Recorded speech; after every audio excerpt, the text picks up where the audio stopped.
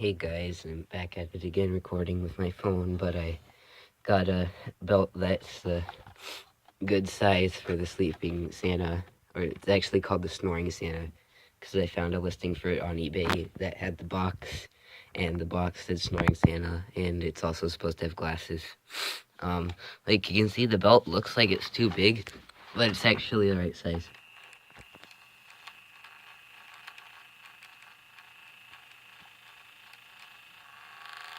Uh-oh. Apparently not. And it didn't make the noise when it was... That's weird, it was working earlier.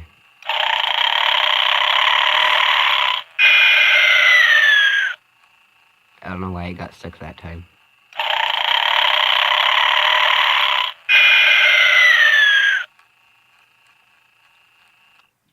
I don't think there's any in-between between this one and the other one. There might be, but I don't know. Review coming soon on that skull.